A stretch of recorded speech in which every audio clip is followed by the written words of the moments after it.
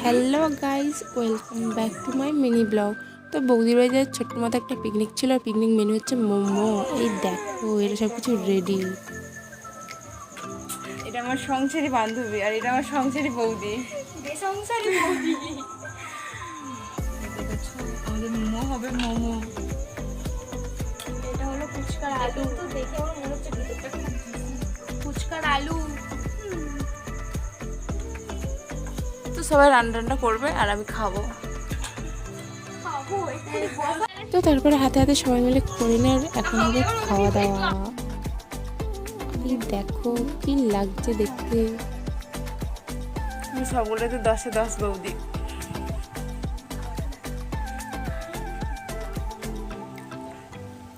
তো বান্ধবী তখন বলছিল আমি খাবো যখন আমাকে একটা ভিডিও করে দিবি। তো নাও, আমিও ভিডিও করে দিলাম। এমন ভিডিও করেছি